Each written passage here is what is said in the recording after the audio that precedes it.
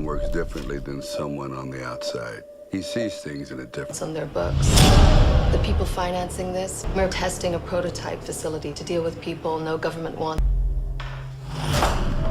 The mind of a man can To break out of any prison designed by man. Who are you before you came in here? I break out of prisons for a living. You don't look that smart. Be here. I want you here forever. You don't either. The people who paid for you to... কল্পনা করুন এমন এক জেলখানা যেখানে থেকে পালানো তো দূরের কথা, নিঃশ্বাস নেওয়াও যেন অপরাধ, যেখানে প্রতিটি দেওয়াল ইস্পাতের আর প্রতিটি পদক্ষেপ সিসিটিভির নজরদারিতে। কিন্তু কি হবে যখন বিশ্বের সেরা সিকিউরিটি এক্সপার্ট নিজেই সেই জেলের কয়েদি হয়ে যান?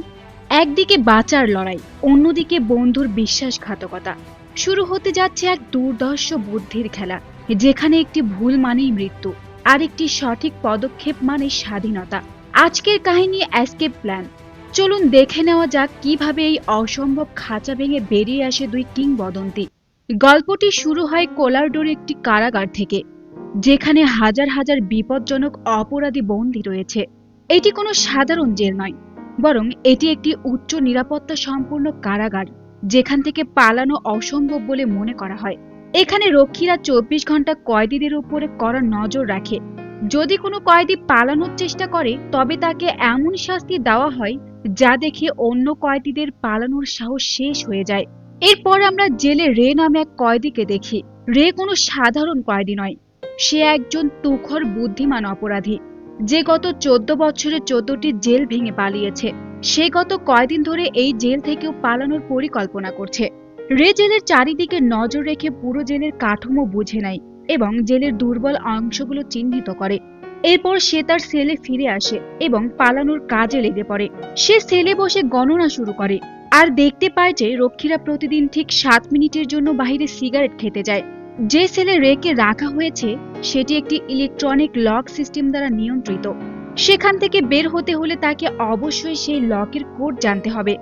একদিন যখন রক্ষীরা তাকে সেলে খাবার দিতে আসে, তখন রে খাবারের সাথে আসা দুধের প্যাকেটের উপরে একটি প্লাস্টিক শীট দেখতে পায়।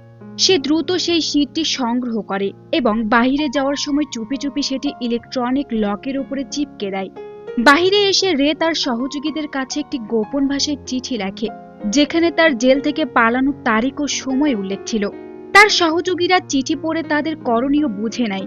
রে যখন তার সেলে ফিরে আসে তখন লোকের উপর থেকে সেই প্লাস্টিক শীটটি সরিয়ে নেয়। তখন রক্ষীদের টাইপ করা কোডের ছাপ সেই শীটে স্পষ্ট হয়ে ওঠে। এভাবে সে লকের কোডটি জেনে যায়। এরপর সে টিস্যু পেপার দিয়ে ছোট্ট ছোট্ট গোল্লা তৈরি করে এবং যখন রক্ষীরা তাকে খাবার দিতে আসে তখন সে দরজার সেই অংশটিতে টিস্যু পেপার গুজে দেয় যেখান দিয়ে খাবার দেওয়া হয়, যাতে দরজাটি পুরোপুরি লক না হতে পারে। সব প্রস্তুতি শেষ হওয়ার পর রে অপেক্ষা করতে থাকে। রক্ষীরা সিগারেট খেতে বাহিরে গেলেই সে কাজে নেমে পড়ে। সে ইলেকট্রনিক লক কোড টাইপ করে তার সেলের দরজা খুলে ফেলে এবং ভেন্টিলেশনের রাস্তা দিয়ে চুপি চুপি কন্ট্রোল রুমে পৌঁছায়। বাহিরে রে এর এক সহযোগী একটি গাড়ি নিয়ে জেলের পার্কিং এ অপেক্ষা করছিল। সে গাড়ি থেকে নামার কিছুক্ষণ পরেই গাড়িটিতে বিস্ফোরণ ঘটে।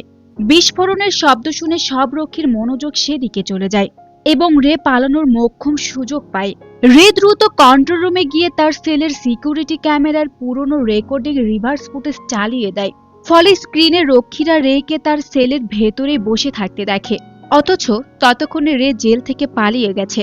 কিছু সময় পর আগুন নেভানোর জন্য সেখানে একটি দমকল বাহিনী এসে পৌঁছায়। আমরা দেখতে পাই রে ফায়ার ফাইটারের পোশাক পরে কৌশলে জেল থেকে বেরিয়ে এসেছে। ঠিক তখনই সেখানে একটি গাড়ি এসে থামে, যাতে রে এর দুই সঙ্গী বসেছিল। রে সেই গাড়িতে চড়ে জেল থেকে পালিয়ে যায়। কিছু দূর যাওয়ার পর তার সঙ্গীরা তাকে একটি নির্জন রাস্তায় নামিয়ে দেয়, কারণ তারা ভেবেছিল রে এখন পুরোপুরি মুক্ত। কিন্তু দুর্ভাগ্যবশত সেখানে পুলিশের একটি গাড়ি চলে আসে এবং তারা রেকে দেখে ফেলে। রের গায়ে তখনও কয়েদির পোশাক থাকায় পুলিশ সহজেই বুঝে যায় যে সে জেল থেকে পালানো আসামি। পুলিশ তাকে পুনরায় গ্রেফতার করে।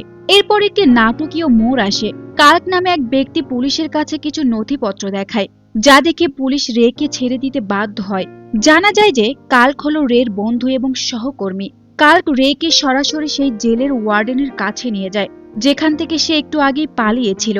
জেলের ওয়ার্ডেন রেকে দেখে অবাক হয়ে যায় এবং প্রশ্ন করে, তুমি এখানে কি করছো? তুমি তো একজন অপরাধী, তোমার তো জেলে থাকার কথা। তখন কার্ক আসল রহস্য ফাঁস করে জানায় যে রে কোনো অপরাধী নয়। তারা দুজনেই একটি সিকিউরিটি কোম্পানির হয়ে কাজ করে।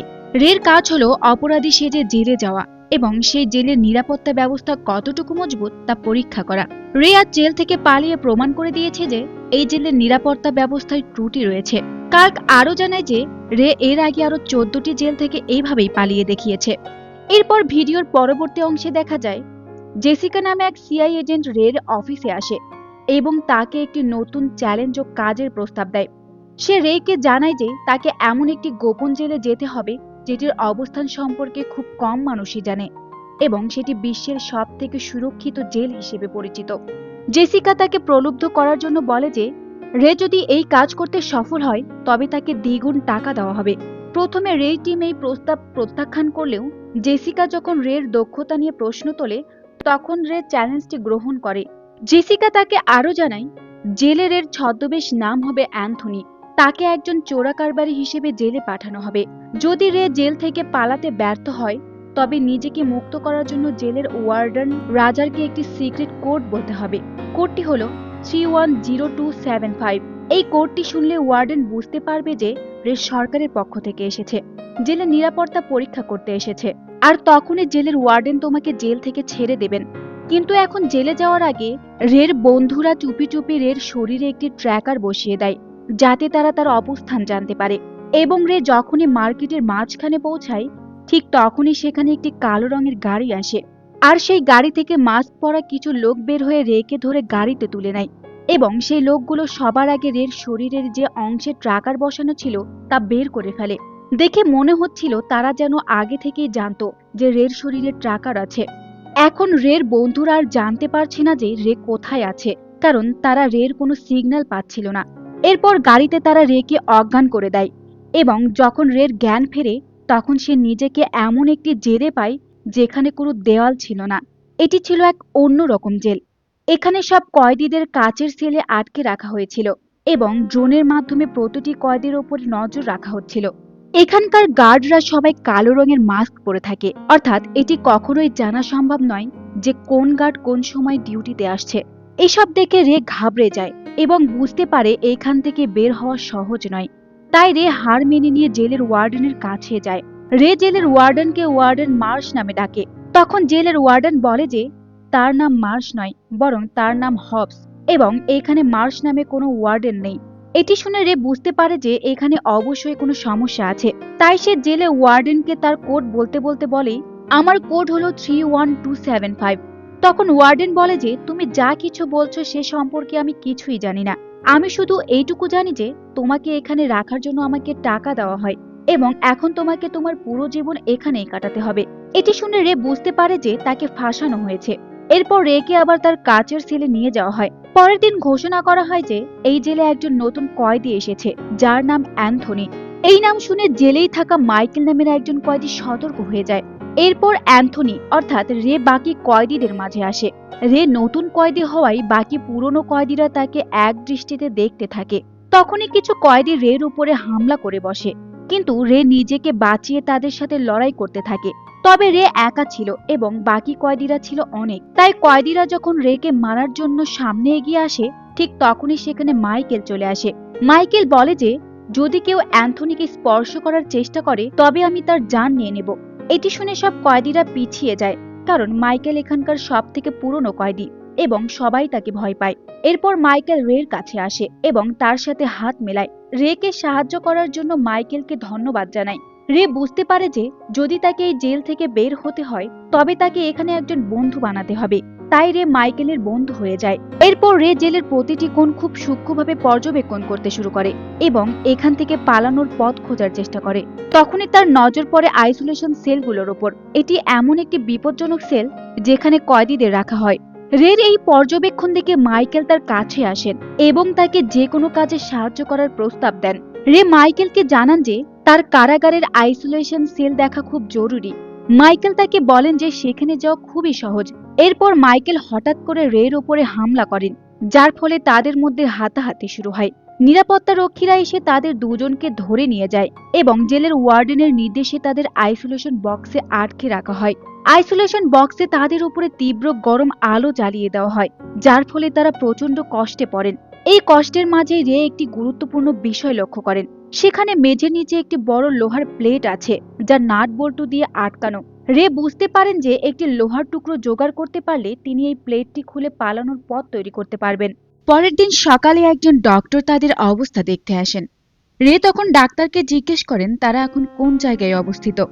ডাক্তার কোনো কথার উত্তর দেয় না, কিন্তু পরে গার্ডরা যখন এসে ডাক্তারকে জিজ্ঞেস করে যে রে তাকে কি জিজ্ঞেস করলো, ডাক্তার জানান যে রে কেবল তার শরীরের ডিহাইড্রেশন নিয়ে কথা বলছিলেন। এতে রে বুঝতে পারেন যে ডাক্তার একজন ভালো মানুষ এবং তার সাহায্য পাওয়া সম্ভব।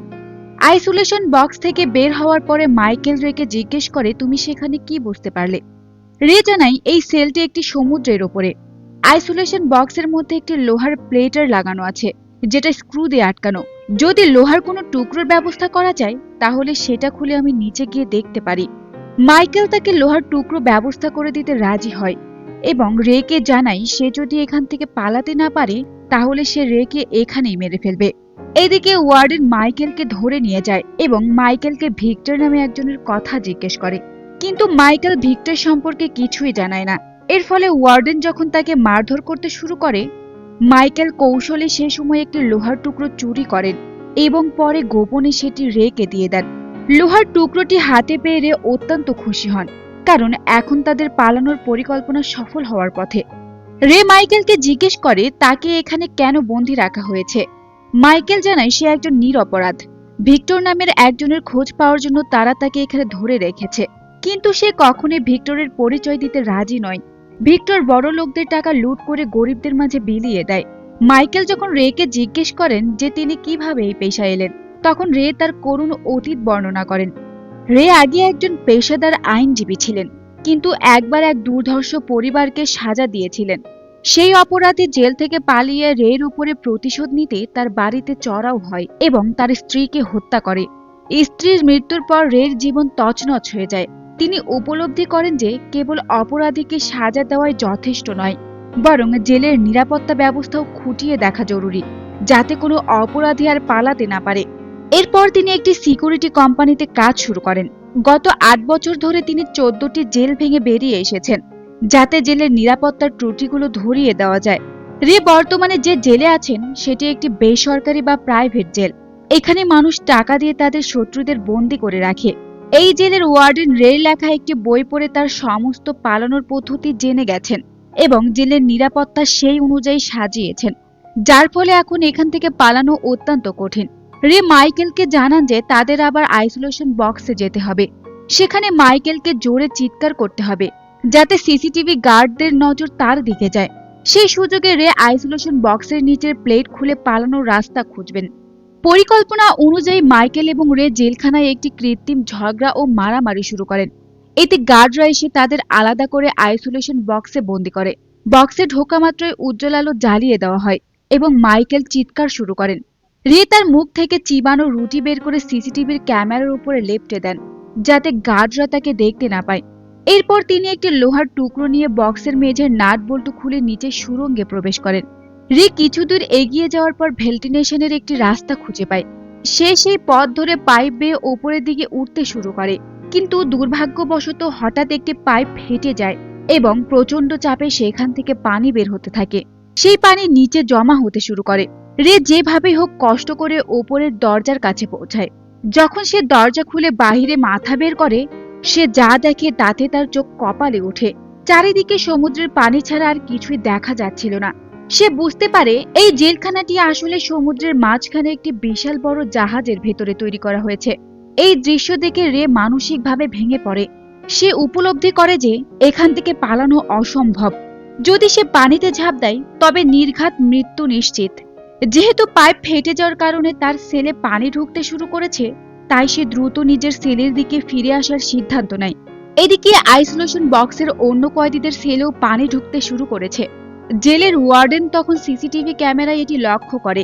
সে তৎক্ষণাৎ গার্ডদের নির্দেশ দেয় সব কয়েদিকে আইসোলেশন বক্স থেকে বের করার জন্য। গার্ডরা আসার আগেই রে দ্রুত তার বক্সে ফিরে আসে এবং ভেন্টিলেশনের প্লেটটি আগের মতো নাট বল্টু দিয়ে আটকে দেয়। ক্যামেরার উপর লাগানো রুটির টুকরোটিও সে সরিয়ে নেয় যাতে কেউ সন্দেহ না করে। এরপর গার্ডরা এসে তাকে বের করে নিয়ে যায়। অন্যদিকে রে টিমের সদস্যরা তাকে নিখোঁজ হওয়া নিয়ে চিন্তিত হয়ে পড়ে।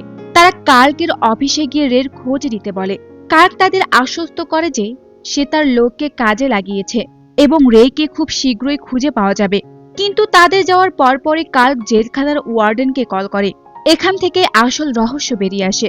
কার্ক ওয়ার্ডেনকে জানায় যে তার জেলে অ্যান্থনি নামে যে কয়েদি আছে সে আসলে সাধারণ কেউ নয়, সে হলো পৃথিবীর সবচেয়ে চতুর মানুষ, যে ইতিমধ্যে 14টি জেল ভেঙে পালিয়েছে এবং এ নিয়ে একটি বইও লিখেছে।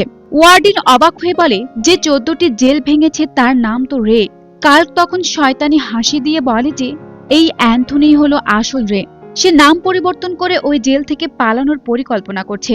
মূলত কার্কি রেকে ওই জেলে ফাঁসিয়েছে যাতে সে একা রের কোম্পানির মালিক হতে পারে। রে এর আসল পরিচয় জানার পর ওয়ার্ডেন তাকে শিক্ষা দেওয়ার পরিকল্পনা করে। সে একজন গার্ডকে নির্দেশ দেয় যেন রেকে এক মুহূর্তের জন্য ঘুমোতে না দেওয়া হয়। সারা রাত গার্ডটি সেলের দেওয়ালে লাঠি দিয়ে শব্দ করে তাকে জাগিয়ে রাখে। সকাল হওয়ার পর গার্ডটি সেলের ভেতরে ঢুকে রেকে অমানবিক মারধর করতে শুরু করে। প্রচন্ড নির্যাতনে রে পুরোপুরি ভেঙে পড়ে এবং এক পর্যায়ে সে পালানোর সব আশা ছেড়ে দেয়। রে বুঝতে পারে যে এই জেল থেকে পালানো প্রায় অসম্ভব, কারণ এটি কোনো সাধারণ জেল নয়, বরং সমুদ্রের মাঝখানে একটি বিশাল জাহাজের ওপর তৈরি করা জেল। এখানে বন্দীদের সাথে খুব খারাপ ব্যবহার করা হয়। রে এবং মাইকেল একসাথে বসে পালানোর উপায় নিয়ে আলোচনা করে। মাইকেল রেকে উৎসাহ দিয়ে বলে যে তাকে এই জেল থেকে পালাতেই হবে এবং যারা তাকে এখানে ফাঁসিয়েছে তাদের উপরে প্রতিশোধ নিতে হবে। তারা প্রথমে নিশ্চিত হতে চায় যে তারা সমুদ্রে ঠিক কোন জায়গায় আছে। এটি জানার জন্য মাইকেল ইচ্ছে করে রেকে আহত করে যাতে রে ডাক্তারের কাছে যাওয়ার সুযোগ পায়। রে ডাক্তারের কাছে গিয়ে তাদের অবস্থান জানতে চায়, কিন্তু ডাক্তার কিছু বলে না। তবে রে সেখান থেকে কৌশলে একটি সাদা কাগজ চুরি করে আনে। রে সেই সাদা কাগজ এবং অন্য এক বন্দির থেকে নেওয়া চশমা ব্যবহার করে একটি বিশেষ যন্ত্র তৈরি করে, যা দিয়ে আকাশের নক্ষত্র দেখে তাদের অবস্থান নির্ণয় করা সম্ভব। কিন্তু এর জন্য তাদের জাহাজের ছাদে যেতে হবে। এদিকে জেলের ওয়ার্ডেন জেনে যায় যে রের আসল পরিচয় কি এবং সে এর আগেও অনেক জেল ভেঙে পালিয়েছে। রে তখন জেলারকে একটি টোপ দেয়। সে বলে যে সে ভিক্টর নামের একজনের গোপন তথ্য জানে এবং বদলে সে মুক্তি চায়। জেলার টাকার লোভে রের সাথে চুক্তি করে এবং তাকে মাইকেলের সাথে মেলামেশা করার সুযোগ দেওয়া হয়। রে আসলে জেলারকে ভুল তথ্য দিয়ে বিভ্রান্ত করতে থাকে এবং গোপনে মাইকেলের সাথে মিলে তাদের আসল পালানোর পরিকল্পনা এগিয়ে নিয়ে যায়। রে মাইকেলকে বলে যে তারা তাদের তৈরি যন্ত্রটি জাভেদ নামে এক কয়েদিকে দিয়ে দেবে, কারণ জাভেদের উপরে কেউ সন্দেহ করবে না। রে এবং মাইকেল তাদের পালানোর পরিকল্পনায় জাভেদকে অন্তর্ভুক্ত করার সিদ্ধান্ত নেয়। জাভেদ এবং মাইকেলের মধ্যে আগে শত্রুতা থাকলেও পালানোর স্বার্থে তারা এক হয়। রে জাভেদকে একটি বিশেষ যন্ত্র দেয় এবং একটি শর্ত দেয় যে তাকে খোলা আকাশের নিচে নামাজ পড়ার অনুমতি আদায় করতে হবে। তারপর জাভেদ ওয়ার্ডেনকে রাজি করিয়ে খোলা আকাশের নিচে নামাজ পড়তে যায়। সেখানে সে আকাশের নক্ষত্র দেখে রের দেওয়া যন্ত্রটির সাহায্যে কিছু চিহ্ন দেয়। সে চিহ্নগুলো দেখে রে বুঝতে পারে যে তারা বর্তমানে আটলান্টিক মহাসাগরের একটি জাহাজের ভেতরে আছে এবং জাহাজটি মরক্কোর কাছাকাছি অবস্থান করছে। মাইকেল জানায় যে মরক্কোতে তার এক বন্ধু আছে যে তাদের সাহায্য করতে পারবে। রে কারাগারের ডক্টরের কাছে গিয়ে নিজেকে নির্দোষ দাবি করে এবং সাহায্যের আবেদন জানায়। প্রথমে তিনি রাজি না হলেও পরে ডক্টর তাদের সাহায্য করতে সম্মতি দেন এবং মাইকেলের বন্ধুর কাছে একটি সংকেত পাঠান। অন্যদিকে জাভেদ ওয়ার্ডেনকে মিথ্যা তথ্য দেয় যে রে ব্লক সিতে দঙ্গা বাঁধিয়ে পালানোর চেষ্টা করবে। এটি ছিল তাদের একটি চাল, যাতে ওয়ার্ডেন সব গার্ডকে ভুল জায়গায় পাঠিয়ে দেয়। পরিকল্পনা অনুযায়ী দাঙ্গা ব্লক সিতে নয়, বরং ব্লক এতে শুরু হলো। এই সুযোগে রে, মাইকেল এবং জাভেদ ওপরের দিকে পালানোর চেষ্টা করে। ওয়ার্ডেন বিষয়টি বুঝতে পেরে কারাগারের সব দরজা লক করে দেয়। রে সিসিটিভি ক্যামেরার তার কেটে দিলেও গার্ডরা তাদের খুঁজে পায় এবং গোলাগুলি শুরু করে। লড়াই চলাকালীন জাভেদ একটি গুলিতে মারাত্মকভাবে আহত হয়। রে বুঝতে পারে যে গার্ডরা তাদের মোশন ডিটেক্টরের মাধ্যমে তাদের খুঁজে পাচ্ছে। সে দ্রুত মোশন ডিটেক্টরটি নষ্ট করে দেয়। এইদিকে রে মাইকেলকে জানায় যে যদি তাদের এখান থেকে বের হতে হয় তবে প্রথমে জাহাজের ইঞ্জিন বন্ধ করতে হবে যাতে ওপরের ছাদ বা ডেক খুলে যায়। রে মাইকেলকে বলে যে তাকে জাভেদকে সাথে নিয়ে ওপরের জাহাজের দরজার দিকে যেতে। মাইকেল চিন্তিত হয়ে জিজ্ঞেস করে, তোমার কি হবে? তুমি এখান থেকে কিভাবে বেরোবে? রে আত্মবিশ্বাসের সাথে উত্তর দেয় যে তার কাছে একটি প্ল্যান বি আছে, ব্যবহার করবে। এই বলে রে জাহাজের ইঞ্জিন বন্ধ করার জন্য রওনা হয়। অন্যদিকে মাইকেল আহত জাভেদকে সাহস দিয়ে এগিয়ে যেতে বলে, কিন্তু জাভেদ জানায় যে তার শরীরের গুলি লেগেছে এবং অনেক রক্তক্ষরণ হয়েছে, সে হয়তো আর বাঁচবে না। শেষ অনুরোধ হিসেবে সে মাইকেলের কাছ থেকে তার বন্দুকটি চেয়ে নেয়। মাইকেল অনিচ্ছা সত্ত্বেও জাভেদকে সেখানে একা রেখে ওপরে ডেকের দিকে চলে যায়। জাহাজের রক্ষীরা যখন সেখানে পৌঁছায়, জাভেদ অসীম সাহসের সাথে তাদের উপরে গুলি চালায় এবং লড়াই করতে করতে শহীদ হয়। রক্ষীরা তাকে গুলিতে ঝাঁঝরা করে দেয়। ইতিমধ্যে রে ইঞ্জিন বন্ধ করে দেয়। ইঞ্জিন বন্ধ হতেই মাইকেল ওপরের একটি গোপন দরজা খুলে জাহাজের ডেকে চলে আসে। সেখানে মাইকেলের আর এক বন্ধু হেলিকপ্টার নিয়ে তাদের উদ্ধার করতে পৌঁছায়। হেলিকপ্টার থেকে রক্ষীদের উপরে গুলি চালিয়ে মাইকেলকে কভার দেওয়া হয় এবং মাইকেল দৌড়ে হেলিকপ্টারের কাছে পৌঁছায়। হেলিকপ্টারের পাইলট মাইকেলকে দ্রুত উঠে পড়তে বললেও মাইকেল তার সঙ্গী রের জন্য অপেক্ষা করতে বলে। নিচে রে একটি পানির ট্যাঙ্কের ভেতরে লুকিয়েছিল। জাহাজের ওয়ার্ডেন তাকে হন্যে হয়ে খুঁজছিল। একটি রক্ষী পুনরায় ইঞ্জিন চালু করলে ট্যাঙ্কে পানি ভরতে শুরু করে। এটি ছিল জাহাজের স্ট্যাবিলাইজার ট্যাঙ্ক।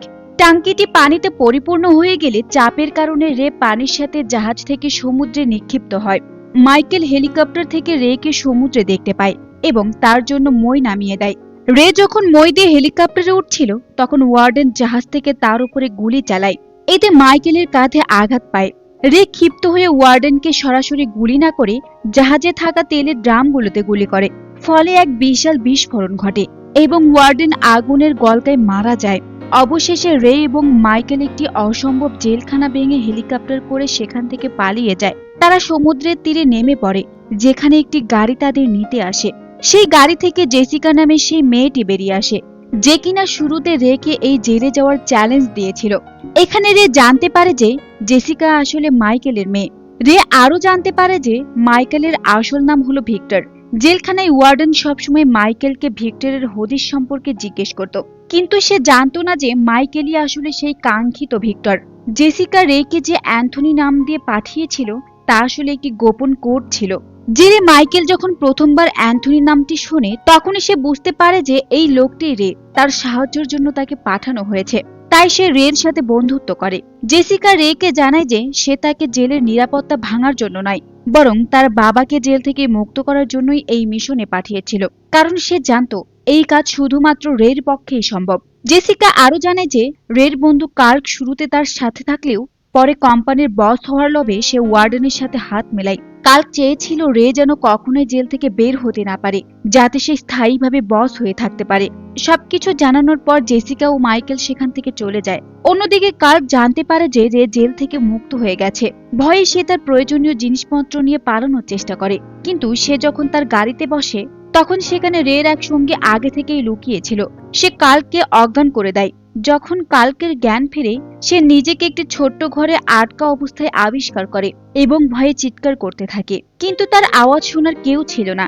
আসলে তাকে একটি বিশাল কার্গো শিপের কন্টেনারের ভেতরে আটকে দেওয়া হয়েছে। কেউ জানে না সেই জাহাজটি তাকে কোথায় নিয়ে যাবে বা সেই কন্টেনারটি কখনো আর খোলা হবে কিনা। আর এইভাবে এস্কেপ প্ল্যান মুভিটি এখানেই শেষ হয়ে যায়। তো বন্ধুরা, এই মুভিটির দ্বিতীয় পার্টটি নিয়ে আমরা খুব শীঘ্রই হাজির হব। ততক্ষণ অবধি আমাদের পাশেই থাকবেন। যদি ভিডিওটি ভালো লেগে থাকে তাহলে চ্যানেলটিকে সাবস্ক্রাইব করে দিয়ে আমাদের পাশেই থাকবেন। এতক্ষণ সাথে থাকার জন্য ধন্যবাদ।